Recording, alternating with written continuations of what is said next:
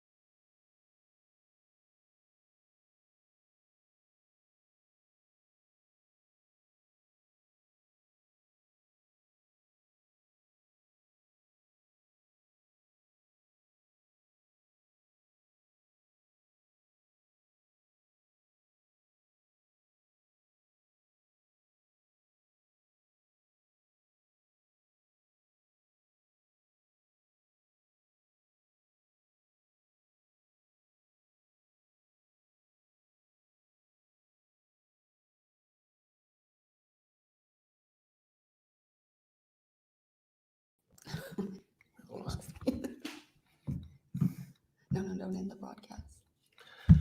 All right, Tim, can you hear us now? Okay, good. Well, we had a little faux pas there. I was saying, if there's one thing I know that we have in common as a human race, it's this, that we'd all like a little bit more happiness. And that speaks for both of us, right, hon? Absolutely. Well, who doesn't want to be happy? That's right. Who doesn't want to be happy? This is my wife, Heather, my beautiful bride, and I'm Bobby. And we thank you for joining us at the 1 Minute Apologist channel for our weekly discussion that we've been doing through May on mental health issues. Today, we're going to address the problem of depression.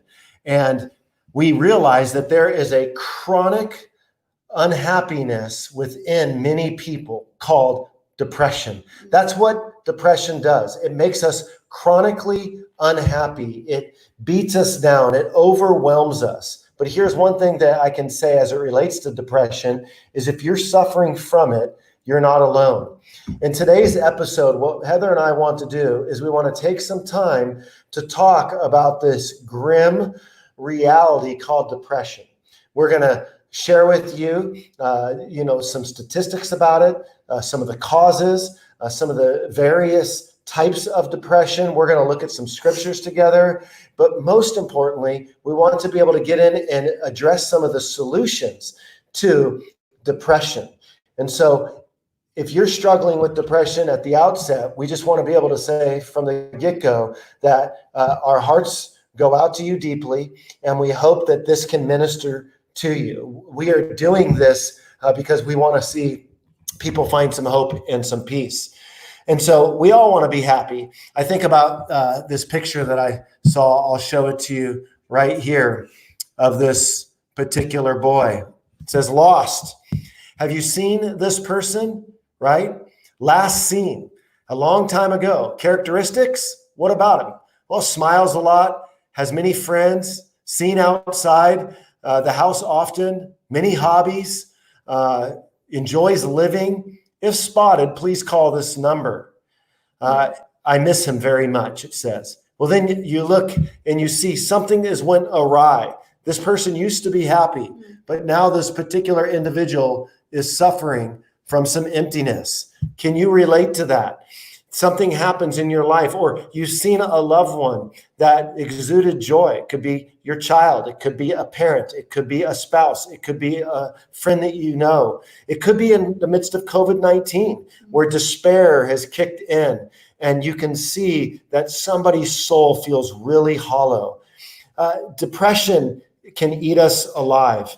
There are lots of people who suffer from this. But the number statistically might be lower than you might think, but I'll share some of those statistics in a little bit. Here are some popular names that you might be familiar with that have been clinically diagnosed at one time or another in their life with depression. Lady Gaga, Katy Perry, Dwayne Wade, right? AKA The Rock. You'd never guess. Dwayne Wade just exudes joy. Bruce Springsteen, Kristen Bell, Gwyneth Paltrow, Michael Phelps. And you know what helped Michael Phelps is when he realized the statement that it's okay to not be okay. Sheryl Crow, Buzz Aldrin, Jim Carrey, these are names that have suffered from the withering beating of depression. Even Abraham Lincoln, our 16th president, suffered deeply from it. He even wrote, "If what I feel were equally distributed to the whole human family, there would not be one cheerful face on earth."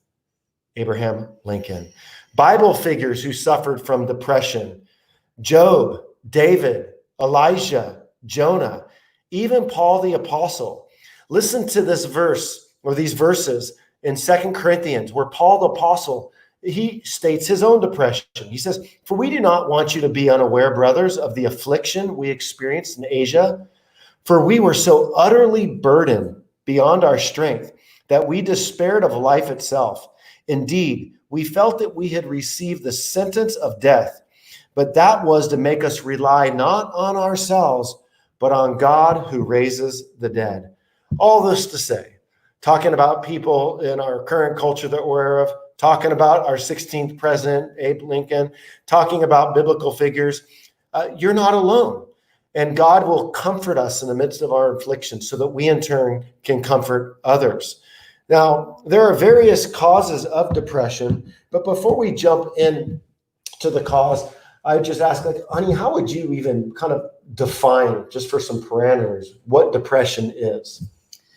Well, yeah, we can get into that, but just as I was just thinking about depression, as you were reading that, depression doesn't discriminate. There's no discrimination with depression. And as I was thinking, well, a lot of creative types do struggle with depression. We know that, along with anxiety and other things. But when we really think about it, depression just doesn't discriminate. It doesn't care if you're black or white, rich, poor, healthy, famous. It just doesn't matter. It doesn't discriminate. And it has so many different faces. And depression is not a one size fits all. I think we often kind of think, oh, it's that one person who just lays in bed all day and can't get up. And, depression has so many different faces, and it looks so different for so many people. And like we said, it's just not that one size fits all. So maybe we can go into and just talk about some symptoms and what that looks like. I think that could be helpful. If whoever's watching, maybe you're struggling. And if you're not struggling personally, then I'm sure you have a family member that's struggling, or someone at your work or whatever, because we know, especially during this time of quarantine, even though we're coming out of it, thank the Lord. Japanese last night, right? Yeah. First time eating out in 3 months? I mean, I know my soul was happy just to be out in public. I'm like, oh my gosh, I can be seen. Right, yeah. But seriously, I mean, people watching right now, and if you watch it later, you're going to be able to use hopefully what we talk about today to help someone in your circle of influence. And I think just lowering that stigma, which is what May is, it's that mental health awareness month, which is why we're doing what we're doing. And we're hoping to continue to talk about these mental health issues even beyond May. But I love that there's a whole month dedicated to just talking about it, because that is why it's going to be okay to not be okay. It's okay. It's okay to talk about it. It's okay to lower the stigma. You don't have to feel shame. You don't have to feel guilt. It's okay. And we're going to open that discussion and just keep it going so that people can feel safe and seen and heard. So one of the things, honey, we'll get in and we'll talk about the symptoms. I thought I'd share a few statistics here just to kind of build our awareness. There is depression that we experience as humans that would be kind of like just seasonal. Not all depression is clinical depression. Like, you can kind of be in a low state, but a clinical depression is something that is, it runs really deep into someone's soul. It creates a sense of hopelessness and emptiness, and it can be very, very challenging. According to according to the World Health Organization, let's all repeat that together, right? 300 million people struggle from depression around the world. Now, keep in mind, we've got about 8 billion people. So 300 million, 19.4% of ages 12 to 17 have experienced a major episode of depression, and 6.4% of boys. 16.2 million adults in the United States, so about 6.7%, have experienced a major episode of depression in the past year. So you think about over the past year, about 6.7% of adults will experience true depression, where it could be something that's diagnosed. And in order for it to be diagnosed, it needs to be hanging out for a couple weeks. 50% have been diagnosed with depression, are also diagnosed with anxiety disorder. So isn't that interesting? It's as if depression isn't bad enough. The people who are struggling with depression, well, a lot of the things that cause the depression is the things that the anxious person is getting anxious about. So a lot of these types of disorders can run together, right? They cluster together. Yeah, they cluster together. It's estimated that 15% of all adults will experience depression at least once in their life. And I think blessed are the other 85%. So isn't that interesting, right? So not all suffering is depression, but all depression entails suffering. Let me say that again. Just because you're suffering doesn't mean you're experiencing true depression, but all true depression does entail suffering. It's a state of suffering. And so only 15% of the population of 8 billion people will experience true clinical depression. That means 85% of the population is in pretty good hands, right, babe? Blessed. Yeah. I'm surprised, honestly, which, hey, I'm not complaining. That's great. But you think those numbers are up right now with COVID and stuff? Oh, well, they definitely are up, for sure. I mean, I know we're not specifically talking about suicide right now, but remember last week when I told you I saw on Dr. Amen's Instagram feed that a city in California, Northern California, had 4 times in a 4-week period, they had more attempts at suicide than they usually do in the whole entire year. Ugh. So grasp that for a second. So, I mean, in 4 weeks, more people try to attempt suicide than the whole entire year. That's crazy. That's heavy duty. Absolutely. So, and if you're attempting suicide, I mean, 99, or probably 100% of the time, you're depressed, So absolutely numbers are up. So I think that leads us into talking about some of the symptoms. Absolutely. And as we talk about them, I think it's important to realize that it's when these symptoms become chronic, right? Because I think as we go through this list, everyone's going to have these feelings, a moment a day or a moment a week or here and there. But when they become chronic, then that's when it's time. It needs to be addressed in some professional manner. Yeah, that's a good point. So the first one, and Bobby has already, really hit this, is just that deep feeling of sadness that just won't go away. It's just that hollow feeling. You cannot kick it no matter what you do. It just won't go away. Feelings of worthlessness and hopelessness and emptiness. I think that word emptiness is a real big one that I hear people talk about in our years of ministry. I've had several really good friends who have, struggled with depression, and she was always telling me she just feels very empty. Mm-hmm. Like no matter what, she can't it feels bottomless and hollow to her. And that's a scary place to be. But, if you're chronically feeling those things, a dark mood, just that darkness. And there again, you have to distinguish, because if you're an empath like I am, I mean, I feed on everyone's energy. I feel everything in a room. I feel every environment I'm in. And so I have to really guard myself, because I can sense everything. It's just how God has made me. So if I'm not careful when I'm counseling people or my patients, my clients, or even in my own family, I'll start feeding on other people's emotions. But this is different. This is talking about you really feel dark, and you cannot shake that dark feeling. It won't go away no matter what you do to regulate yourself. No matter what somebody tells you. Right. And, you really are that empath that you're talking about. You feel. And I think I have a lot of that too. So like when Heather and I were, early on, we get married, we go check in at hotels, and then we walk in the rooms, and we'd be like, I don't like the way I feel in this room. So there'd be times 2 and 3 different times we're like moving from room to room, and like we're going, this is kind of insane here. But we would date. We like, are you feeling okay? How do you feel? We go into environments. We feel our environment so much so that that can be dangerous sometimes. Yeah. Let us know if we're alone here, because we're a hot mess. Like when we go into a restaurant, we have to be, seated in a certain way. I mean, it's just high maintenance. It's probably not good. Maybe we're alone here, but we are either way. We are a certain kind of sick. Man. Yeah. We're the right kind of crazy, right? That's right. We're each other's kind of crazy. Yep. So appetite changes, maybe you're eating too much or not eating at all. It's typically you're swinging from one end to the other. You just don't want to eat, or you're just finding yourself turning to that food for comfort, which we know is dangerous. Sleep changes. Are you able to sleep? Can you not sleep? Can you not get out of bed? That's a big indicator, and it becomes chronically a problem. I know you've struggled with that throughout the years. Oh, you probably can tell when I'm in a depressed state by the way that I sleep. Yes. Yeah. Oh, yeah. It's a lifelong battle for Bobby, but he's making really big strides, and especially today. I'm proud of him. Yeah, I got up at 5:30 this morning, guys. 5:30? Kidding me? I was in the Pacific Ocean surfing at 6:15. Like, that was like the coolest thing in the world. I was like, yeah, absolutely. But that's proud not of you. I said, let's see if you can keep that up. That's right. Let's see if we can keep that up. But just, so appetite, sleep changes, lack of energy, and aches and pains, and getting sick a lot.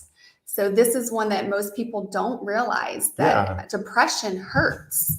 I've heard that so much, and I've read things on it, that actually depression, it hurts. It hurts your body physically. It's not just a mental disorder. It hurts your immune system. Well, it definitely hurts your immune system. It hurts you physically, it hurts you mentally, but it just hurts you. Like, you feel the aches and pains. Yeah.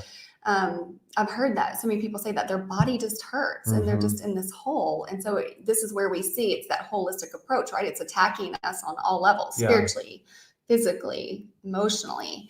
And then you get sick a lot. A lot of people that have chronic depression find themselves they're always getting sick. They always have some kind of virus, some kind of infection. They're fighting a cold. Something is always going on. So that's another symptom. Let me say something about this, because that's an interesting point, like how depression can attack the immune system and you can feel pain. It's making me think, like, a lot of the message that people can hear in the church sometimes, you just got to pray more, you just got to have faith more. And then people, they take that advice, right? They start praying more, they start trying to have more faith. Yeah. But because of some of these symptoms that you're bringing up, those get minimized. You just need to pray more. It's not about sleep. You just need to pray more. It's not about this. And what ends up happening is people get disillusioned with God because we're trying to be myopic in spiritualizing everything, and we don't give a holistic response. And I think that's what you're sharing. Oh, yes. And I'm so big on this because it's not talked about a lot in the church. And I think we just really have to, there again, lower that stigma and realize that mental health issues are not always a spiritual problem.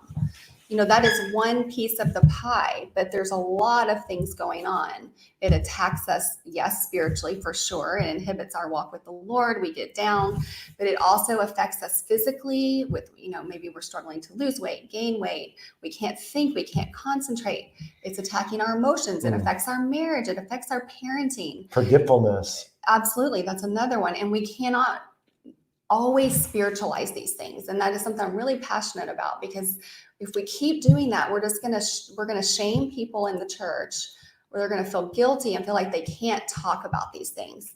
So this is another reason Bobby and I are doing this, is to lower that and to get this out in the open and let people feel safe discussing these things, because at the end of the day, we all struggle with something, usually mentally, at some point in our life. So the more that we're real and talk about it, I think the better off we all are going to be. So, and you hit on, I think, most of the rest, which is, a lack of interest in things that you used to enjoy. I think that's a real big one. Like, you kind of just feel numb, and it's like you can't find joy. You just can't find joy in things that you thought you should be able to find joy in. And not being able to concentrate. That's another big one where you just can't focus. It just feels like the most simple thing, right? Just going to the grocery store and getting groceries. You're like, I just can't even think. Your body is consumed all the energy just to get out of bed, just to get out the door. And that's all you have to muster up for that day. So if that's you, give yourself grace and compassion, but then also, hey, if you're checking off and you're going, I have like 3, 4, 5, 6 of these things, then you need to, get help. Talk to someone that can be an advocate for you and be that safe person for you that will walk you through and help you get the help you need. Yeah. So these are some of the symptoms of depression, and I hope what you're getting here is, a more well-rounded, a holistic look. Now, let me say, people can be depressed because of spiritual warfare. That can be a cause of it. Walking in sin, guilt. Somebody's trying to cover up their guilt, like if they've committed adultery and they're trying to cover this up in their secrets, that guilt can begin to really overwhelm them, and living in hiding and shame, all of those feelings, and can turn into depression. So it can't have a spiritual dimension to it. And we're not denying that, but we don't want to be like, scientism. Scientism is a belief that science can answer everything. And we don't want to be like, the people that are, neuroscientists saying, we don't need religion. We don't need beliefs. We don't need God. We don't need faith. We don't need spiritual solutions. But neither do we want to be over in the church camp saying, we don't want to look at some of the modern day discoveries that can be found in neuroscience. So there are some of the deep-seated spiritual things, as I mentioned, but there are physiological causes that can contribute to this. Things like one's brain chemistry. Brain chemistry is huge. I think a lot of times too, like when people start getting into their 40s, their bodies aren't producing the dopamine and the serotonin at the rate that it was when they were younger. And so hence they enter into a midlife crisis. And there are these different life stages. Now, one of the things that can cause this midlife crisis is kind of the brain state. You're not getting some of these chemicals being produced at the rate when you were younger. And the other thing is this can be coupled along with, okay, now we're about to empty nest our kids. Did we parent the way we wanted to? Is our marriage what we thought it would be? I've been in my career this many years. Does it feel as fulfilling as I thought? And so people think, oh, well, I still look young enough. There's a little bit of time to redefine myself. And so they often leave their spouse and they go find a new career and they go off to try to find it. But that's not the solution to what's going on, right? So brain chemistry, one's temperament. There are people that are more melancholic in their behavior, right? You have sanguine people who are very much uplifting. They're kind of in a good mood, joyful, but people are melancholy. Now, that doesn't mean that, see, you can be melancholy and have a very charismatic personality. Like people, like if I would just say, when I tell people, oh, I'm an introvert, people would struggle that know me or that don't know me that well because they see me on stage and they think, oh, you got to be an extrovert. Well, they could also think, oh, you're not melancholy. You're kind of happy. I see you around, and well, you can be charismatic and be very melancholy. And so I get what it feels like to be racked with that melancholy feel, in particular, as I got into my 40s. That could be you. Another thing that could be, part of the factor, and this is genetics. Depression can be passed on.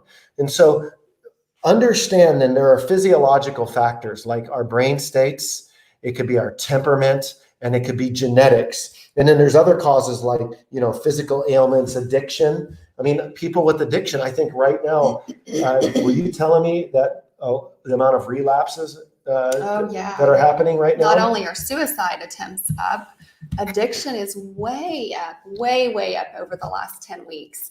I mean, we're skyrocketing. I can't remember the exact number, so I don't want to throw out the wrong number, but it is just becoming its own pandemic. Yeah. You know what I'm saying? Its own epidemic. So yes, addiction is definitely one of the things. And I noticed on here, a lot of people are talking about different supplements and vitamins and all that. And so if you guys hang around, we're going to talk about that here in a little while, about some treatments, and that'll definitely be part of it. So I just saw that. So I just wanted to throw that out there. So absolutely. My wife is the bomb. Like if I was to open up our kitchen cabinets right now, she's got something for everything, right? And so we're gonna get to that. We're gonna talk about foods and all kinds of stuff. So hang on. Absolutely. The last thing I'd say is like so addiction. I just wanted to throw in there that can really create some depression as well. Doubt. I wrote a book called Doubting Toward Faith. When I was going through some of the deep, dark depression of my life, it was because I was struggling doubting my faith. And that's a tough thing because when what you love the most gets brought into question, that can be harrowing in its detailed number that it does on your soul. And so if you're going through a crisis of faith, we just saw the lead singer of Hawk Nelson, came out and announced that he no longer believes. And he said he was in a deep depression while he was struggling with the doubts. So right now we're giving you symptoms, we're giving you causes, we're laying out some of the statistics. Where do you want to go next here, Maybe we could talk about the different types briefly. Yeah, that'd be good. And then we'll types. share a couple scriptures and then maybe get into solutions. Yeah, for sure. So yeah, there's different types of depression, and we won't stay long on all these, but just to hit on briefly, the main one that everyone knows about is major depressive disorder. Mm-hmm. That's the one that affects like 16.2 million people a year, which is a lot, but Bobby hit those statistics early as far as the percentage goes. But this one is like where you have your symptoms almost all the time, almost every day, and almost all during the day. So you don't really get a lot of relief. And that's that major depressive disorder that most people do get diagnosed with. And, even though when you have that major depressive disorder, it doesn't matter what your circumstances are. I had one of my really good friends when we lived in North Carolina. She had on the outside, everything looked great. She had a great family, great kids, marriage was decent, here and there. She just could not be happy. Finances were fine. It was a chronic problem that she had, and it doesn't matter what your circumstances are. And then what happens when you have that, it can lead to a lot of guilt. Like, why do I feel like this when I'm so blessed? And then you start getting depressed about that, right? I feel guilty. I feel shame because on the outside, it looks like I have everything going for me, but yet I can't shake this depression. So that's a major depressive disorder. There's bipolar, with up and down. And typically you need to have those symptoms of manic for at least 7 consecutive days where you're kind of just manic. And then you kind of crash into that depressive. That's bipolar. And then there's depressive psychosis, which, is pretty scary, but it's really when you lose touch with reality and you've lost all sense of what's really around you. You're hallucinating, you hear voices. There's been some main people with that before that have made news, it can be very scary. So that's one. Yeah, they hear voices, they go out and commit an atrocious crime. And then these two I think are really important to hit on, especially for women. But the first one is post and perinatal. So postpartum depression and perinatal depression. And that's when you're pregnant. Some women get the onset of depression while they're pregnant.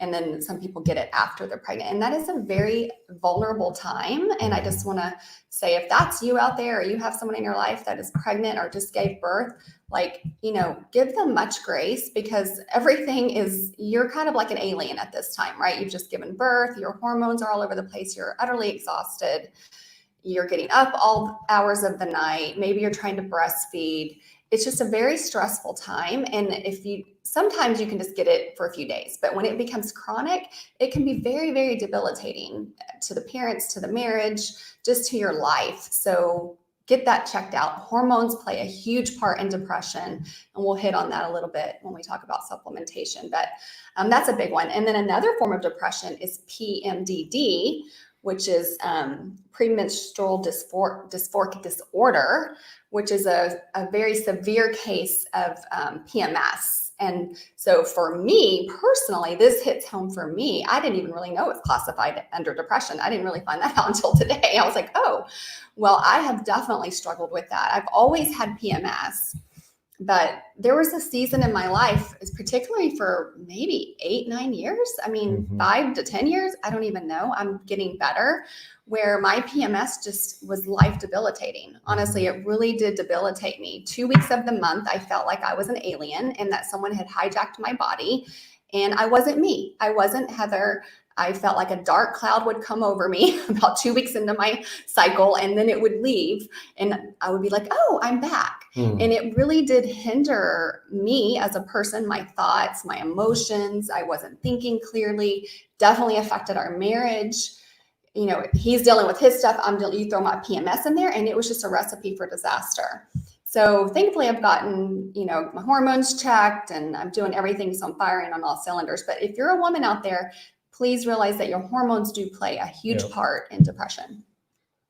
So those two. Yeah, I mean, that was challenging on our marriage. And I didn't always love Heather well in that because I took everything so personal that she was saying. And it was challenging. But you have to see, we could spiritualize it. Like I was spiritualizing her experience. Like, oh, just don't say that or just don't act that way. And what that does is it can be so lonely when things get spiritualized, when you really are trying. And so I can look at her and I go, without a shadow of a doubt, every month I would see that this pattern was there. Her hormones were playing a significant role in this. And it was as if her emotions, it exhausted her emotionally, and she could not find emotional rest. And, that's what depression will do as well. I mean, you don't feel emotionally rested. There is no peace. You're exhausted emotionally. Yes, as Christians, we're all going to suffer as Christians, but we're not all going to be depressed because even in suffering, you can see people remain hopeful. Depression, it hits you in such a way that you lose hope. It's hard to find and be hopeful, and it's what's so discouraging. And so for those of you that go through life and you're kind of in a consistent brain state and emotional state, number one, bless God for it. Number two, realize that you might struggle being empathetic to people and relating to people. And you might just think, well, just deal with it. Well, that's imposing your brain state on somebody else's brain state. Like, hey, when I look at a problem, I just say, it's no big deal. Just get over it. Therefore, you should do the same thing. But the thing that we're forgetting here is that person's not you. That person's not me. Mm-hmm. We're different. And so with Heather in that season, I had to come to realize, wow, I need to enter into realizing I don't need to take everything personal. She's struggling emotionally. She's not capable in this moment of giving what she would like to give because she's in the middle of her own battle with these emotions that keep coming up like tidal waves upon her. And a lot of women struggle with this. So give yourself grace and get your hormones checked because it's very debilitating as a woman. It can be half of your life, honestly. And then a couple more is a seasonal depression. I think that's a huge one. That seasonal affective disorder, and it usually affects people in the winter when there's no sunlight. And, thankfully that is an easy one to, combat and cure. If you can get under those light therapy, you can get the sun when it's out, try to get it. But, it's a real thing. I mean, I'm very affected by the weather, which is why I love Southern California weather because it's sunny all the time, most of the time. So that's a big one. And then also just situational depression. Sometimes we're in a situation, whether it's a death, a divorce, unemployment, whatever it may be, that can bring on just a situational depression, but it usually goes away when that situation goes away. So those are some of the ones we can hit that are prevalent. Yeah. I hope you're finding this helpful, and feel free to put up questions as you think about them and we can dialogue. I do think I appreciate what Nuxa had to say. In my 20s, I wondered why I wanted to kill myself so frequently. Finally, I realized that this happened every month for 4 days before my period. Laugh out loud. I love menopause. I know, right? I'm like, bring on menopause. I'm ready. Yes. I know it has its own issues, but at this stage, I'm ready. Corrine says, I'm glad you're talking about hormones. Check your thyroid. Yes. And that is important because one of the things that they say that I even wrote down earlier is medical conditions such as brain tumors or thyroid problems or even vitamin deficiency can mimic depression. Yes. So you might not be depressed. You might have a thyroid issue. Yes. You might have vitamin deficiency. Absolutely. Or you might have a brain. Well, that doesn't sound good, but get checked for a brain tumor, right? We're not going to put that out there. We hope that's not the case, right? No brain tumors. But either way, let me read. Let me read you a couple scriptures. If you do struggle with depression, go to the book of Psalms. I mean, that's a great place to live. I mean, David felt it because of all the relational rejection. He was on the run. He was depleted. Psalm 42:11. I waited patiently for the Lord. He inclined to me and heard my cry. He drew me up from the pit of destruction, out of the miry bog, and set my feet upon a rock, making my steps secure. He put a new song in my mouth, a song of praise to our God. Psalm 42:11. Why are you cast down, O my soul? And why are you in turmoil within me?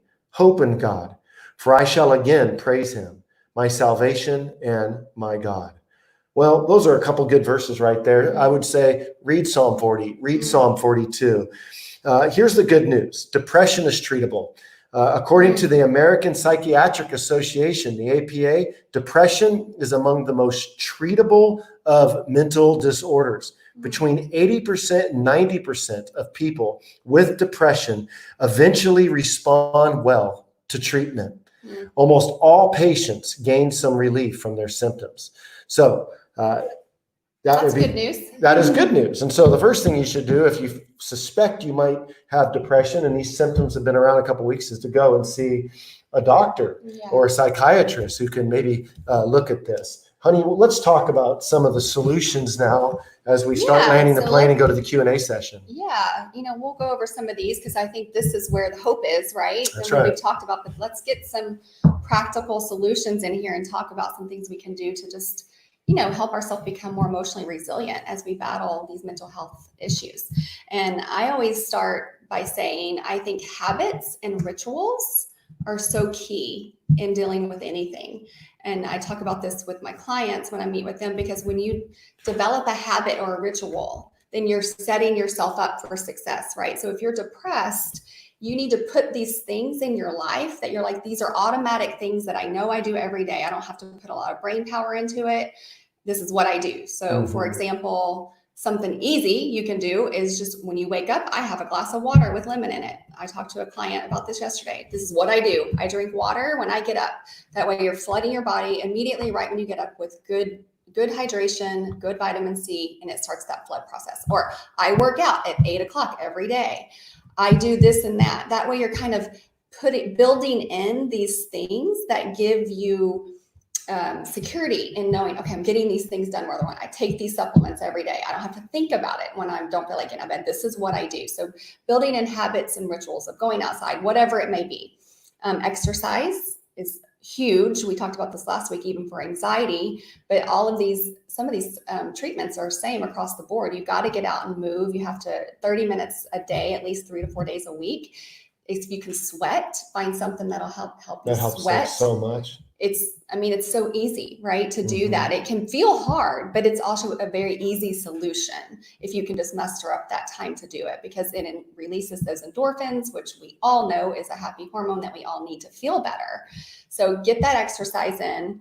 Having a sleep bedtime routine, I think, is key. We talked about this last week as well, but just, not eating 2 to 3 hours before bed can help, not watching movies that stimulate you, being on social media all the time, those things, just having that routine before you go to bed, because sleep is always such a problem with people that have depression. And taking melatonin or other sleep supplements, I have one that I take. If you want to know what it is, I can share that with you.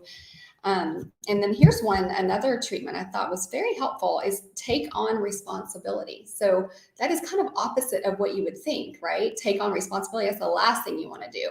But what it was saying is if it grounds you, right? And it gives you a sense of purpose and accomplishment and accountability. You need that accountability. So if you're responsible for some things in your life, it doesn't have to be a lot. But a lot of people that are depressed, they don't want to do anything, right? They just want to lay in bed. So and then you feel more depressed because you're not doing anything. Yeah, but you get in that hole. It's a black hole that you go down. For sure. And so if you set that up in your life, I'm just going to take on a responsibility. I'm going to join a Bible study. I'm going to join a group that's going to hold me accountable. You have to get out of bed. You're going to meet someone at the gym. You're going to make these appointments that, keep you accountable. And you're going to feel so much better about yourself if you do that. And then obviously medication and therapy. Definitely go see a doctor first and foremost. And I'm a big proponent of therapy as well. But I want to touch on supplements. I think that's good. And then we're going to end, which I think with the most important thing, which is food. But let's touch a little bit. And I'll mention just being a guardian of your thoughts. Yes. As well. I'll talk about that. Yes. And suffering well. We'll talk about that too. Yeah. So when it comes to supplementation, there again, that's another thing that you can just easily build into your habits and routines, right? You just get up and these are the things I'm going to take. So a lot of people that are struggling with depression have a vitamin D deficiency. So just getting on vitamin D is great, and a natural source you can get out in the sun. Try to do the sun exposure early in the morning. That's when you get the best rays that your liver and body and all that can absorb. So doing that, begin on a vitamin D supplement is great. B vitamins. We got to show some pictures. Do we have any of those available? I don't have pictures, but if anyone's interested in any of the supplements that I take, I'll show them. You keep talking. Yeah. Then for sure, I'll put up my my info here in a minute, but I would love to chat with you and help you, because this is what I do. I help my clients feel better. Emotionally, I help them feel better. Physically, I help them just clear the fog. Maybe they need some blood work, whatever it is, just really, I'm here to serve and here to help you. And I'd love to answer any questions that anyone may have, but here's some things that Bobby takes. So while he's showing these, I'll just go ahead and tell you, these are the ones that helped him get off some of his medication that he had been on for 7 years. But this goes back to an antidepressant for depression. Yeah, I've been off for the last month. He was on an antidepressant. And so these are basically mood supplements, and they're also probiotics and prebiotics and phytobiotics. Those are a bunch of big words that some of you may not know, but basically all that is it's giving your gut exactly what it needs, because our gut produces so much of those hormones that we need to combat depression, like serotonin and dopamine. And so I got him on these, and by God's grace, it's not like you can promise this is going to happen for everyone, but this is a big deal because he's been on these medications for 7+ years, 5-7 years, a very long time. And I think once you get your gut microbiome going and you're giving it what it needs, it can really help you produce those things you need. So if anyone's interested, and there's a mood supplement in there, and there's also a sleep supplement, because all of these things help so much combat depression, help combat anxiety. So it's just really very helpful. So, and another supplement I really love is fish oil. So if you're not eating fish, good, clean, organic fish like salmon, tuna, mackerel, if you're not eating that at least 3 times a week, then I suggest you be on an omega-3 supplement. I just think it's so good for you. Omega-3s are shown to reduce inflammation. It gives you all the good omega-3, the good fat for our brain, so that we can think clearly, because we know when we're depressed, we don't think clearly. So omega-3 really helps that. Tumeric is another one.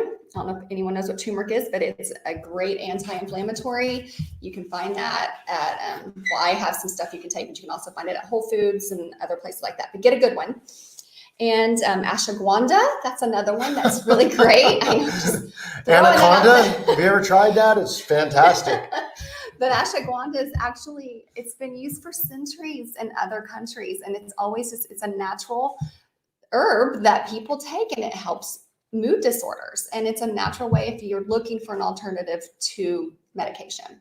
Yeah, one of the things that's been hard, I'm thankful, I'm taking these, now, and I've tried to get off the antidepressants in the past, but I'm officially off them. I think that, but I don't think sometimes people need to be on them. And for me, I wouldn't hesitate if I went into a hard season and this wasn't enough to get back on them. Mm-hmm. So please don't hear us saying that. There's no shame in your game if you have to take medication. You can take medication and still do all of these things that we're discussing. It's just you want to, fire it on all cylinders, right, to help yourself feel better. So, and then B vitamins. And then I think it's super important that we talk about food and nutrition. Yeah. Because honestly. And we're going to do, in a couple weeks, I think 2 weeks from today, we're going to be doing an episode on how nutrition affects your mental health. So stay tuned for that, as Heather's going to be able to really bring some great stuff to share. For sure. Yes. Food and nutrition, I said it last week, but food really does affect your mood. And what you put in your body from the time it goes in till the time it comes out really does affect every part of your wellness. It truly does. And it's really one of the easiest things you can do to make yourself feel better. Because you have control over that. Sometimes we don't have control over the chemical imbalances that are going on or the circumstances that are coming our way, but we actually do have control over what we can put in our body. And that the processed sugar, though, could be really addicting, so it makes us feel out of control, right? Yes, that's why you have to practice self-control for sure. Yeah. But eat foods that love you back. That's good. You want to eat foods that love you back, and don't get in a dysfunctional relationship with food and like, oh, I did this, so I can't do that, and you beat yourself up. Just think of it as you want your body to feel nourished. You want to eat foods that love you back, and look at it this way: if you're either feeding inflammation in your body or you're healing your body. And when you're feeding inflammation, you're also feeding the emotional disorders that we are talking about, like anxiety and depression, because sugar is known to affect our anxiety, affects our depression. So it's a simple thing you can do, just putting good things in your body to make you feel better. So I wanted to go over something that I read, and I love this, and they're called G-bombs. So this is an acronym. So everybody get out their pen and paper, because I'm going to give you some food, and the acronym is G-bombs. Right. And I love it. And the first one is greens. So greens, eat your greens. Okay. Greens are so good for you, full of phytonutrients, going to flood your cells with all of the goodness: spinach, kale, Swiss chard, all the goodness. Yeah. Bobby's like, the goodness is the ice cream and the pizza. Yeah. No. I love my greens tempura style, right? Fry them up. No, we're not talking about fried. No, I like greens. I grew up in the South, so I'm not knocking fried food, but it's got to be in moderation. But eat your greens. The darker, the better. Kale and spinach and all of that. So that's the G. And the B is beans. Eat your beans, because they're really good for lowering blood sugar, which we know is great for mood stability. Because when your blood sugar is stable, your mood is stable. And when your blood sugar is off, you're off. It causes anxiety. It causes depression. So eat your beans, high in fiber, very, very good for you. And the O is onions. So that's kind of a surprising one, but the reason onions are good is because they are a form of a prebiotic. So these things that Bobby's been taking, he's doing it in supplement form, but we also want to get it in, food form if we can. Yeah. And onions is a great prebiotic. So basically, do you suggest eating like a raw onion for lunch? Yeah, just kind of get it like this. Yeah, like eat it like an apple. Yeah. Okay, that'd be good. Yeah. 2 or 3 a day, and you're good to go. Oh dear. But it's just good for your gut. Those onions are good for your gut, as well as like garlic and asparagus and all of that. Those are like prebiotics, and that feeds the probiotic, which is in your gut. And it's just really good for producing those neurotransmitters that also help with brain health and all of these things we're talking about, depression. So that's the O. And then the M is mushrooms. Mushrooms is one of my very favorite foods. It is just packed full of all kinds of goodness. Vitamin D and magnesium, and it's also a blood sugar stabilizer. It has B vitamins in it. So if you love mushrooms, I would be saute those babies up with some olive oil and garlic and onions, and you got like a little trifecta there with all of those prebiotics. Listen, if you're listening, my wife's a trained nutritionist, and so if you want to get into more with this, she has been counseling people as a result of these episodes. She's made herself available. I have her handles up on there, so you can. How are you wanting people to contact you right now? Well, that's fine. Yeah, and my email too, but I don't think we have the slide up. We had it up last week, but anyway, it's okay. Don't worry about it. But yeah, hit me up on Facebook or Instagram. Or you can even do it through Bobby. Yeah, you can hit me up my way too. If you're friends of mine on Facebook, just do something in the private chat, and then I'll be sure to get that message to Heather.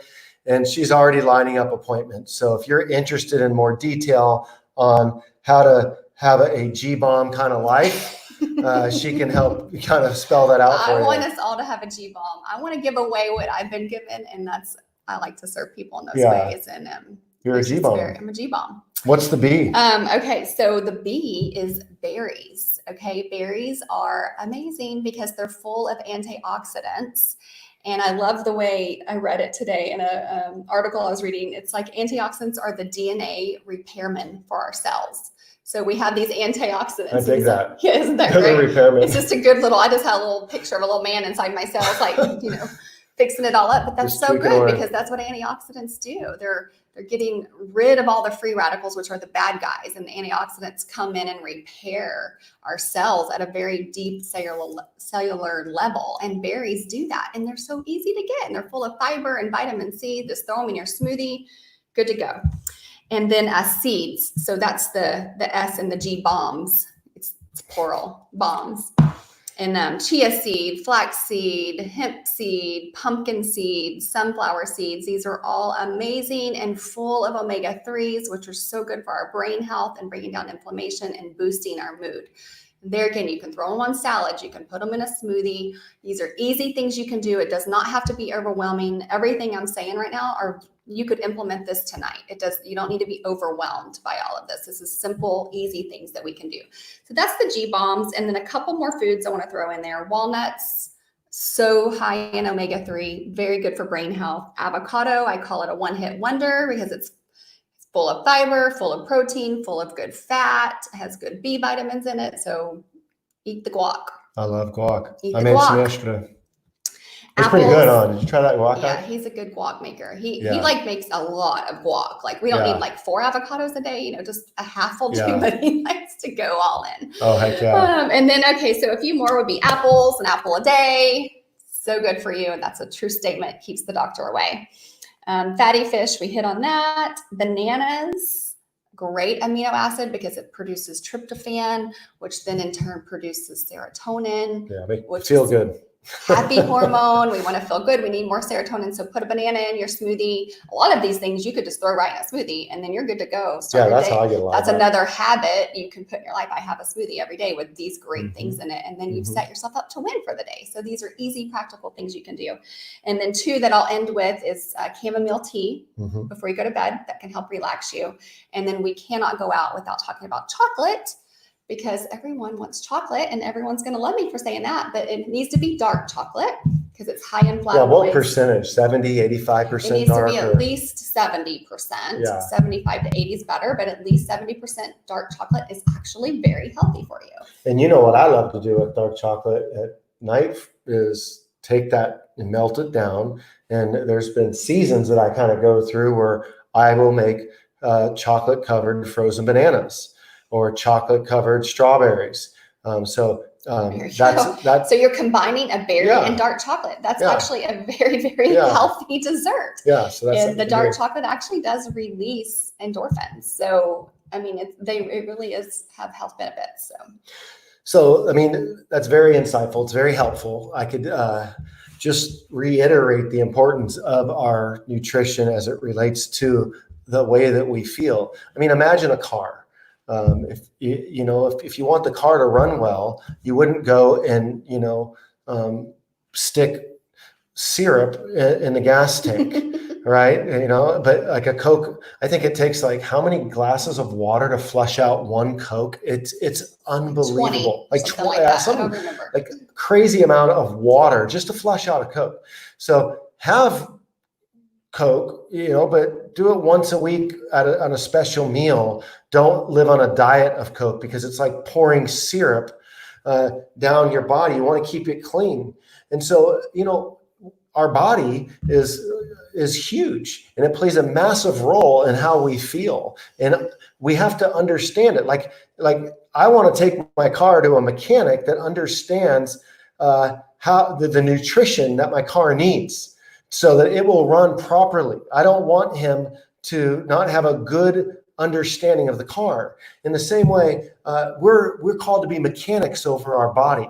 And we didn't know how to properly treat and care for our body so that we can feel better. And that's why we're stressing this. And I think that any talk on depression that doesn't get into some of the different types of things that we're discussing is not a holistic approach that grabs it all. Now, here's something that I would want to say as it relates to depression. And we need to be the guardians, the doorkeepers. We need to make sure that we're the bodyguards, so to speak, over our thought life. 2 Corinthians says, taking every thought captive. So it's important that we really know how our thoughts, negative thinking, that is one of the things that sends me quicker into a spiral than anything. When I start getting depressed, and I can see it happening in my life. I start getting negative. I start feeding it. I start getting lazy. I start allowing these thoughts to come in. Instead of pushing them away, I start entertaining them. And negative thoughts, what were you calling these little tenants in our body? Ants. Are you talking about No, ants? you were just saying in nutrition, we got these little people that come in and they kind of. The DNA repairman? Yeah, okay. You have a DNA repairman? Well, I'll tell you what. Antioxidants. Okay, yeah, okay. Well, guess what? Negative thoughts are the hitman of our soul. They come in to execute us. They come in to take us down. And if we're not aware that these negative thoughts are like little hitmen living in our life, they're trying to assassinate us. They're trying to wound us. They're trying to make us absolutely miserable. We have to make sure that we're taking every thought captive, that we're fighting the good fight, the spiritual warfare, Ephesians chapter 6, that we're using the word of God to ward off these crazy thoughts that could come and really get a hold of us. So we need to determine to speak a positive narrative over our life. Now, by speaking a positive narrative doesn't mean that we're just living, in la land, not looking at reality. It just means that because we're Christians, we can recognize that we serve an all-powerful God who can walk us through our dark night of the soul. And we try not to lose sight of that. And so I'd also say we need to be focused on the moment. Very important that we live in the present, that we are living in the moment, that because that can help us to just, we lose control. We start fearful, anxiety, worries, all this stuff overwhelms our depression. Mm-hmm. And then I would say, be intentional about depending upon the Lord. That is so huge for us as Christians, right? Psalm 42, verse 5 and 6. Why are you downcast, O my soul? And why are you in turmoil within me? Hope in God, for I shall again praise him, my salvation and my God. Notice he's talking to his soul. He's positively speaking. Why are you downcast with my soul? He recognizes it. So he does some self-talk, and then he basically says, hope in the Lord. And so that's what's huge. Dwayne Wade, The Rock, had this to say: depression never discriminates. He tweeted later, it took me a long time to realize it, but the key is not to be afraid to open up, especially us dudes who have a tendency to keep it in. You are not alone. If you're struggling with depression, find someone safe to open up with. It can be very difficult sometimes to trust people because people, you just never know. You got to make sure you feel good and comfortable and safe. I used to just feel like, just open up about everything. You know what? Our transparency is a gift that we give to somebody that we can trust. And so I would say, if you have somebody that you can trust, that's wonderful. Let them know you're struggling. Yes. Well, I'm going to go plug this battery in. You wrap us up, and then we'll talk Q&A for a little bit, okay? Yeah, I think we're going to lose power here. But yeah, mindset changes everything. Mindset it's key to what we do. I mean, if we're walking around having those automatic negative thoughts, those ants, and we don't squash those ants in our brain, then yeah, we're going to have a negative outlook on life. We're just going to walk around doom and gloom. Everything's going to get us, because when you're struggling with depression and anxiety, those things are already at the forefront of your mind anyway. So you have to be intentional about getting rid of those automatic negative thoughts. It's so, so crucial to our well-being. And I know another thing Bobby and I were going to talk about as we were, before we wrap up and take questions, is just sometimes you have to live with depression. I think I saw someone saying this in the comments that, you just have to learn to live with it, and not in like a doom, poor, woe is me kind of way, but just, we do have to learn to suffer well. We have to suffer well in how we go about our life, and realize, God's going to be with me in this. I don't have to walk around with this dark cloud over my head, but I can suffer well in it, submit it to God, give it to God, and, just endure it. And I love that. When I read that, I was like, yeah, because God is with us when we're suffering. We can endure this. And I think that's part of just living a grace-centered life and a spirit-filled life. in walking in the Spirit and just realizing God is with us always and we're never alone, and He's going to help us endure that suffering as long as we need to.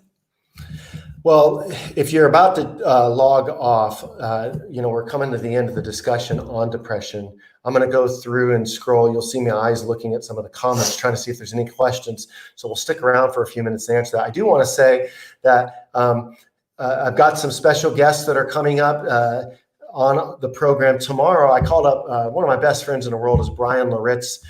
You may be familiar with him. He's a very well-known, gifted African-American communicator. And in light of all that's gone down with this recent death, it's just so horrific to see. We're doing a talk together called E-Racism. And that's going to be tomorrow at 4 p.m. Pacific Standard Time. And Brian Loritz will be my guest.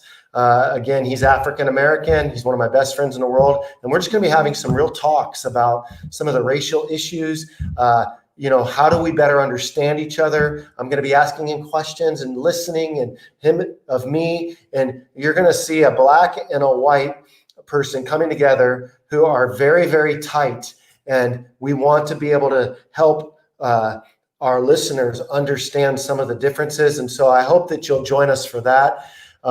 Some of my future guests that are going to be coming up as well. I just found out this past week that Nancy Piercy, great worldview author, is going to be coming in talking with me about her book, Love Thy Body. My wife and I love us some Nancy. Went to Israel with her. She's just a sweetheart. So Nancy will be coming on. Sean McDowell is going to be coming on in the near future. Ben Corson will be coming on. So we're getting some appointments booked. If you missed out on my discussion yesterday with Alan Parr from The Beat, you can go and check that out. So if you haven't subscribed, liked, or shared about our channel, we sure would appreciate you guys doing that. Hopefully you see us coming on often, trying to get stuff out to you. And then I'll be continuing my series through 2 Timothy. We'll be in chapter 3 this weekend. I hope that you can consider that. And then lastly, please consider jumping on our Patreon team. You can go to the link that I just put up on the screen. If you're out in North Carolina, we lived there for a long time. My wife and I are coming that way from June 5th to the 15th on a support raising trip. We want to keep doing this ministry, but frankly, we're not going to be able to keep putting stuff out without the help of individuals. And so we really need some teammates to come on and say, you know what, I believe in Women Apologists. I believe in what you're doing to help in these ways. And so we're going to need some real supporters to jump aboard. And so if you consider being a partner with us, if you want to talk to Heather and I about this more seriously, you can hit us up. We'll set up a Skype talk with you if you want to know more detail as well about the vision of our ministry. But we're really looking for some people to help make this ministry happen, because we're a nonprofit organization. And as you know, nonprofit organizations don't happen unless you have people who are burdened to help make this ministry happen.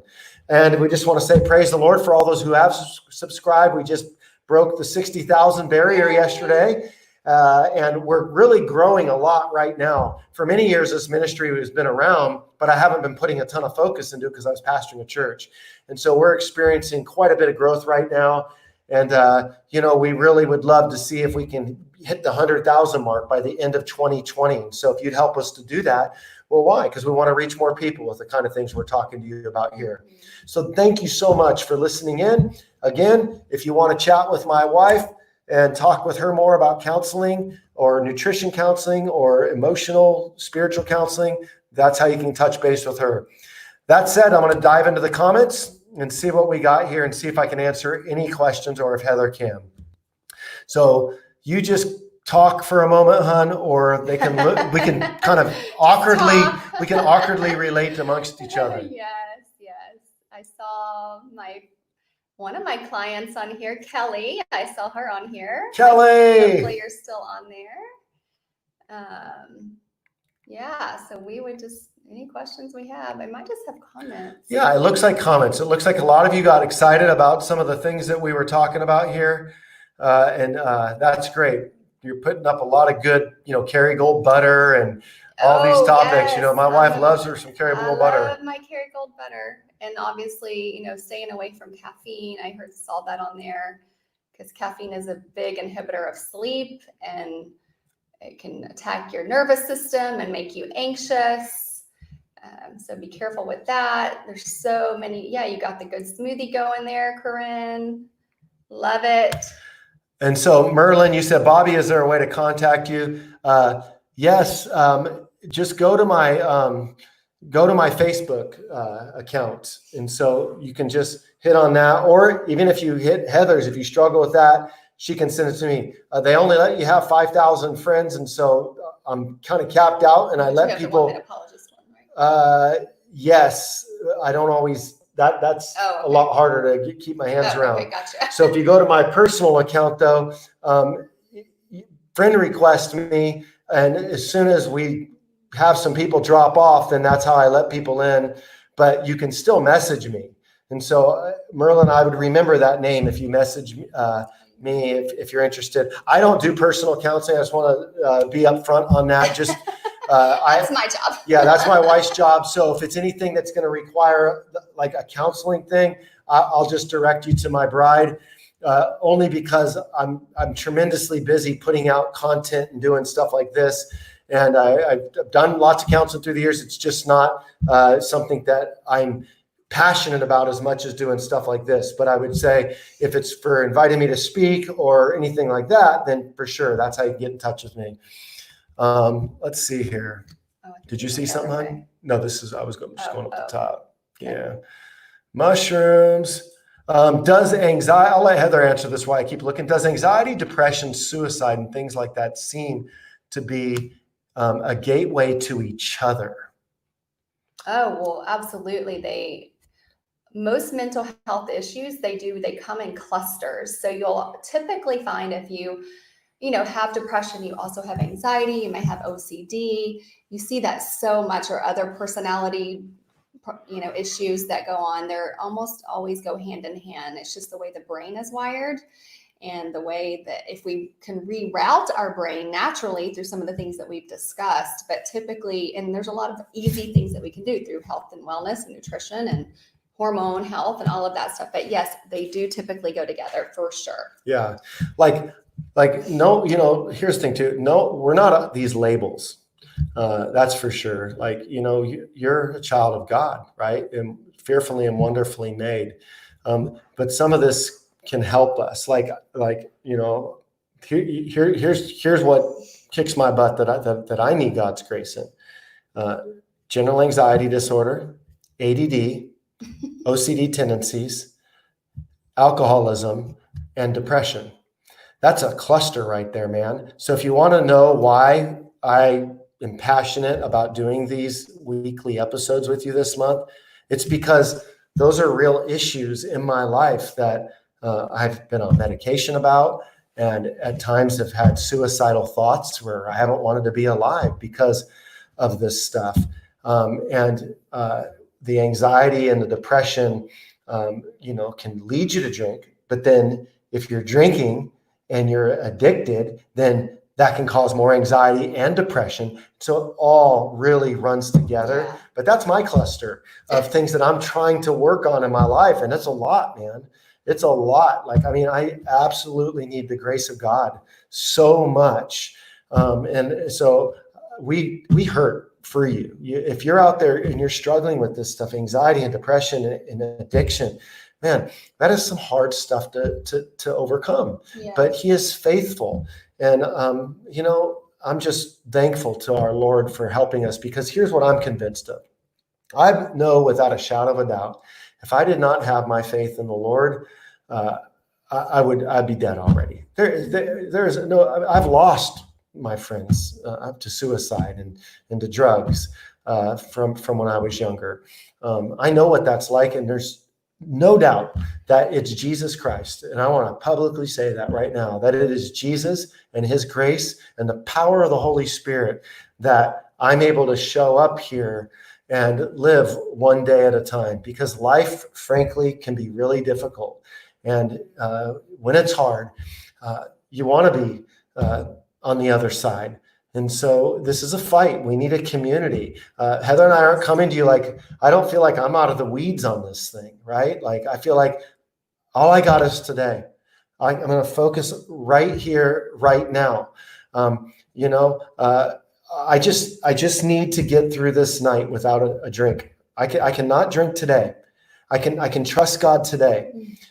I can focus right today, and then I'll worry about tomorrow when I wake up. And isn't that what Jesus says? Do not worry about tomorrow. Be present.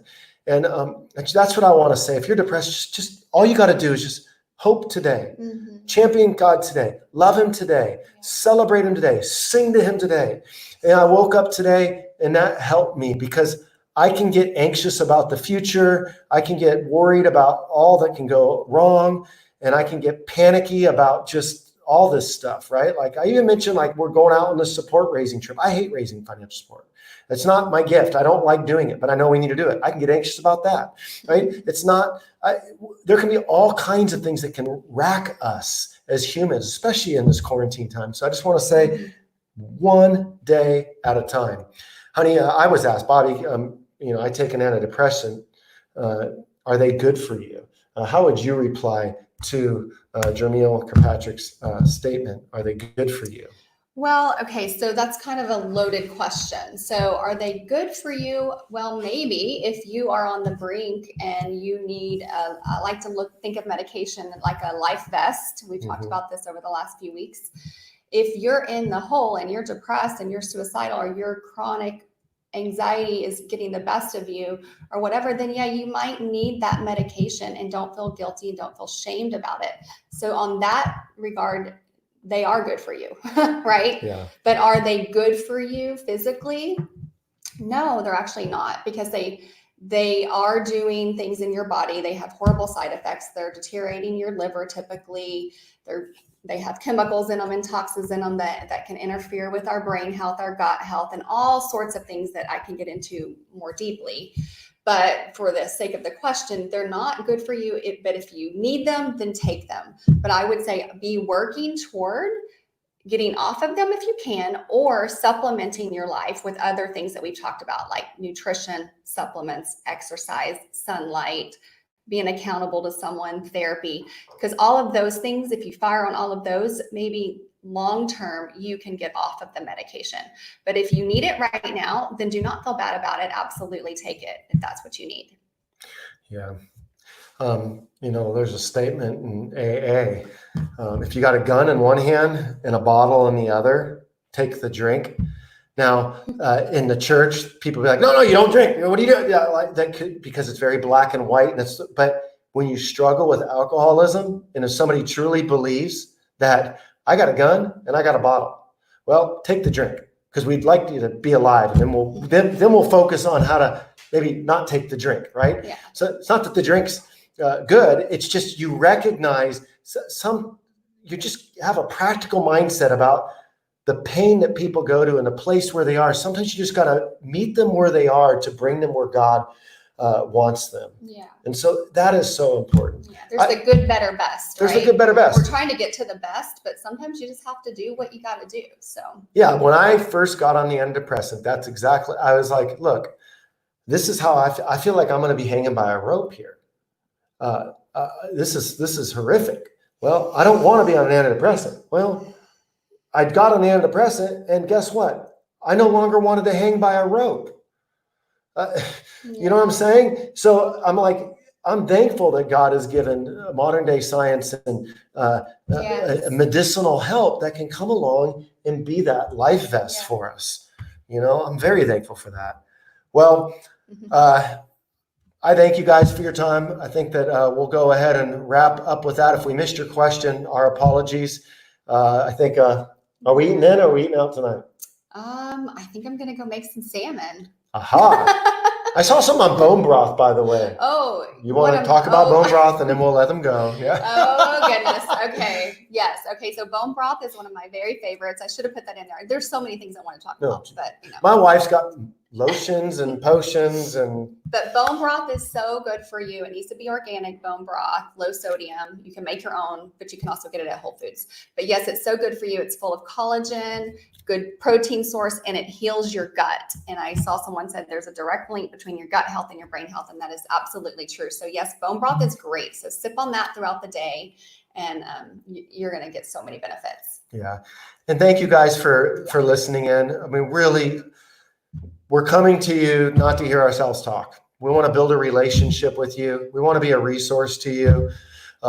Your comments mean a lot. We try and get back and look over some of them if we can. And so let us know how we can better serve you as well, because that's important to us. If there's topics in mental health that you want to hear about, that's great. And remember also, I'm doing apologetic stuff all the time, but I believe this is an apologetic issue that we have to show. We can provide a defense for why the church needs to get with this mental health stuff.